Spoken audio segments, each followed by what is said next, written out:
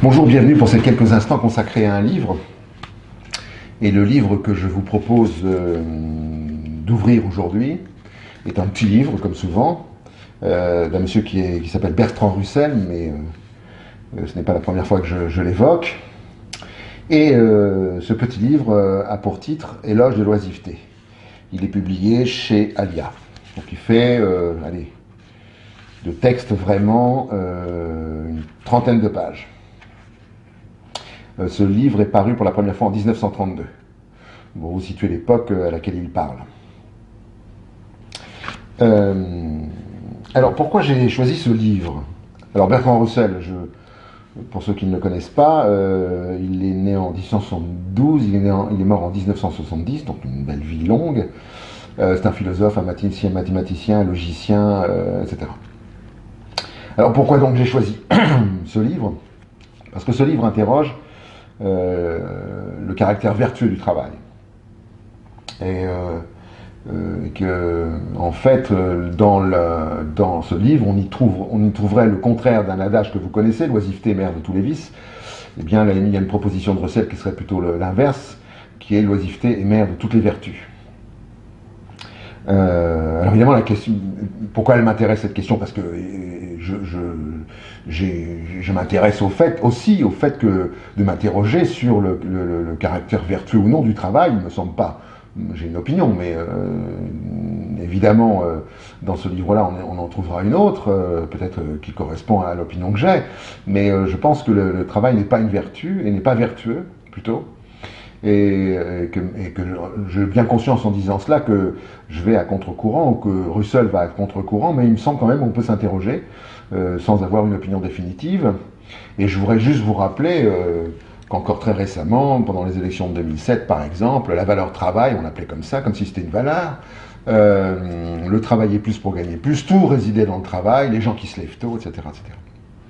Et donc, je me dis que quand ce sont des gens qui ont le pouvoir, qui vous incitent, qui glorifient le travail, il y a une sorte de suspicion naissante. Vous me direz, je suis paranoïaque, ou voire, oui, paranoïaque, mais il n'empêche quand même que ça interroge quand ce sont des gens qui manquent de vertu et qui prôneraient la vertu du travail.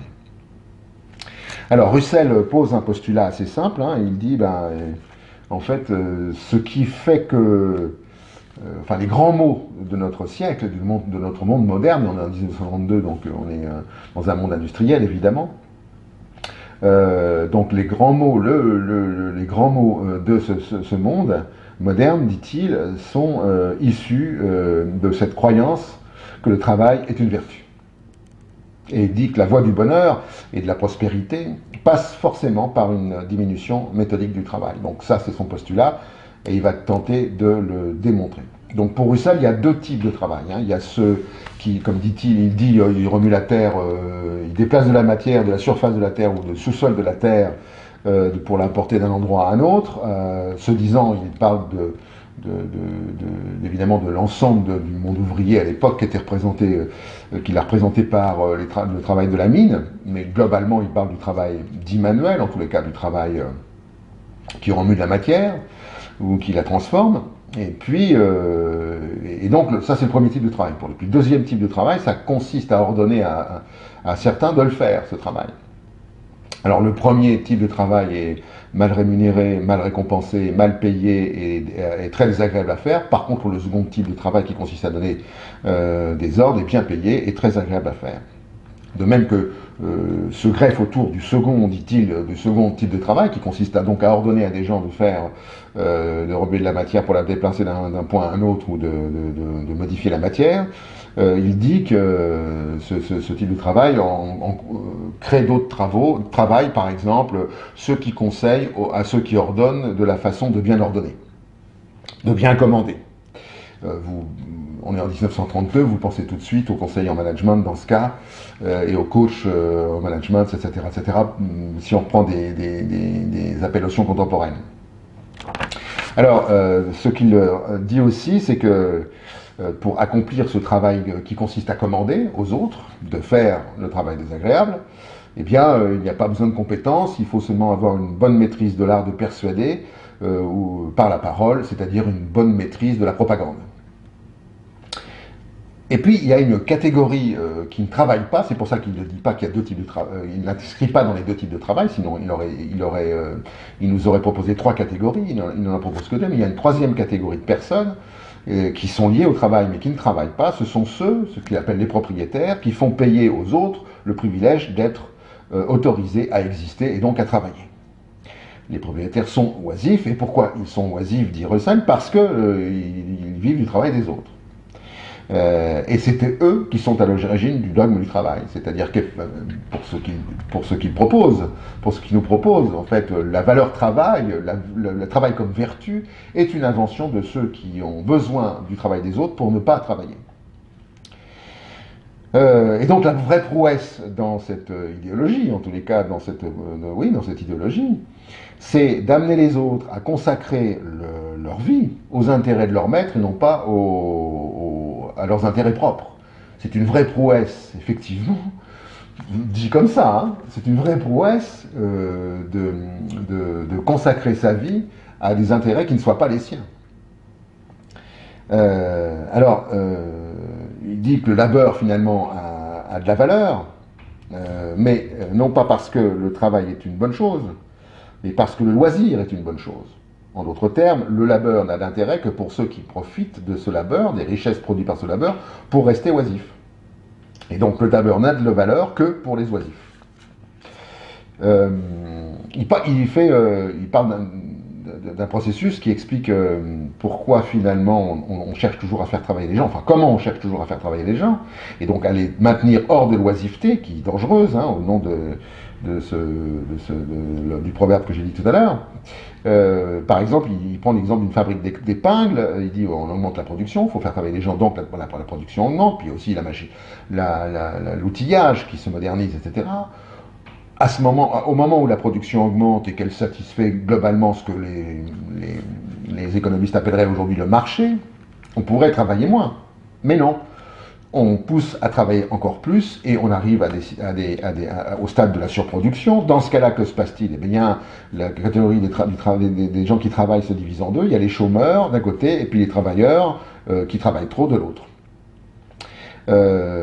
Parce que le travail, le loisir, est réputé comme cause de la misère. Alors en Angleterre, par exemple, il cite l'exemple de l'Angleterre du 19e siècle. Les journées pour un adulte de travail, c'est 15 heures, et pour un enfant, c'est 12 heures. Quand de bonnes âmes disaient, ne pourrait-on pas, pour des raisons humanitaires presque, diminuer le temps de travail, la classe précédente outrée produisait le discours sur oui, mais ils vont se consacrer à la boisson et ils vont devenir des ivrognes, les jeunes enfants vont devenir délinquants, on peut s'attendre à une dissolution des mœurs et à la débauche. Donc voilà la croyance, hein, encore une fois, voilà la croyance. Le bon usage en fait du loisir, dit Russell, parce qu'il y a un usage du loisir, hein, si on travaille moins, donc on a des loisirs, on a un temps de loisir qui est supérieur, et donc dans ce cas-là, ce que la caste dirigeante craint, c'est que nous nous livrions à une débauche et que nous soyons responsables de la dissolution des mœurs. Mais ce que dit Russell, c'est que comme tout s'apprend, y compris à occuper ses loisirs, ça s'apprend, et que donc le bon usage du loisir est un produit de l'éducation. Or, il dit, évidemment, l'éducation n'est pas faite pour ça, l'éducation est faite avec, il appelle ça une propagande pédagogique, qui consiste effectivement à articuler l'ensemble de l'éducation autour du travail. Pour que, évidemment, nous méfions comme nos maîtres des loisirs. Il évoque aussi ce qui s'est... Donc on est au temps de la Russie communiste, hein, à l'époque, 1932, je vous rappelle, le livre a été écrit. Il dit, ils sont très malins en Russie, c'est qu'ils ont glorifié le travail manuel. Vous vous rappelez sûrement de ces statues de l'art soviétique de l'époque, effectivement, qui glorifiait le travailleur, et le staccanovisme qui glorifiait sa cadence, son efficacité et sa capacité de production. Mais le discours elle-même, la vie est une vie de labeur pour un hypothétique bonheur plus tard, en ce qui concerne les communistes, pour une société communiste enfin réalisée dans quelques générations. Et au milieu de ce petit livre, Russell se pose la question, mais Que va-t-il se passer lorsqu'on aura atteint le point où il sera possible que tout le monde vive à l'aise sans trop travailler? Ce point-là, me semble-t-il, a déjà été dépassé depuis longtemps, et normalement, on aurait pu penser que la journée de travail aurait diminué et aurait permis un temps de loisir plus important. Mais oui, mais comme on sait que la croyance consiste à penser que comme l'oisiveté serait un danger de dissolution sociale, alors qu'est-ce qu'on fait? Eh bien, on maintient une forte proportion de chômeurs pour surcharger le travail, ceux qui restent, et pour créer une dépendance de ceux qui n'en ont pas. Et une envie d'en avoir, évidemment. Un désir d'en avoir. Deuxième chose, on capte la valeur produite par une petite minorité, afin de mettre dans le besoin, dans un état, j'allais dire précaire, ceux qui produisent. Donc c'est ce qui se passe aujourd'hui, on appelle ça aujourd'hui l'actionnariat, et puis l'empilage d'encadrement qui fait que la valeur du travail est captée. Et puis si ça ne fonctionne pas ou si ça ne suffit pas, vous connaissez la suite, en général on fait une bonne guerre, hein. Ça crée d'abord ça détruit les choses qu'il faudra reconstruire, donc ça crée du travail plus tard. Là on a une finalité court terme, et puis le fait que vous déclenchiez une bonne guerre, ben, ça crée du boulot. Pourquoi? Ben, parce qu'il va falloir que les uns fabriquent des explosifs pour que les autres les fassent exploser, donc ça crée du boulot. Ainsi, avec ces trois principes, on maintient l'idée que le travail est une sorte de lot commun, nécessaire, même s'il est désagréable, et en cela, parce qu'il est désagréable et parce que ça fait partie du lot commun, c'est une vertu. Alors il conseille, il ferait de la politique aujourd'hui, il se ferait brûler vif sur la place de Wall Street, mais il conseille aujourd'hui de réduire les journées de travail à 4 heures. 4 heures de travail par jour.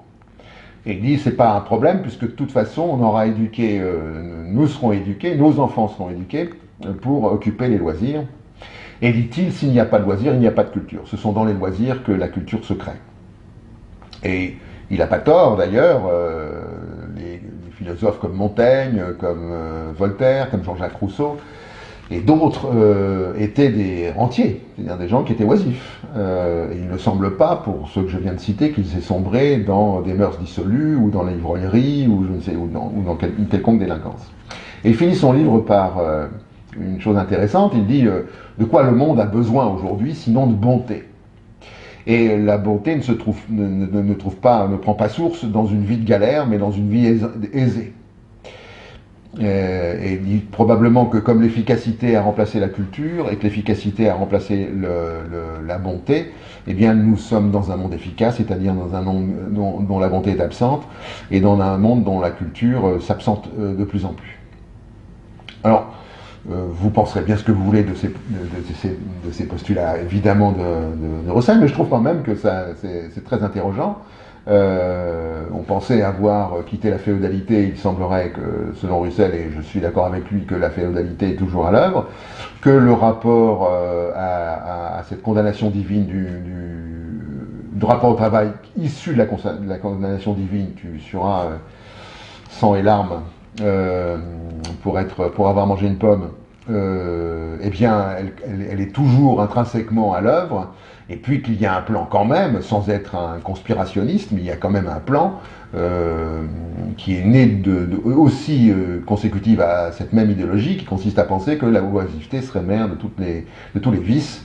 Et il semblerait que la réponse à ce proverbe serait plutôt que l'oisiveté, et c'est la réponse de Russell, l'oisiveté est mère de toutes les vertus, si tant est qu'on apprenne à occuper nos temps libres et nos loisirs. Voilà pour ce livre que je vous conseille, très provocateur, très bien écrit, et qui pose, me semble-t-il, un problème de fond sur notre société contemporaine. À bientôt pour une prochaine fois, pour un prochain livre. Au revoir.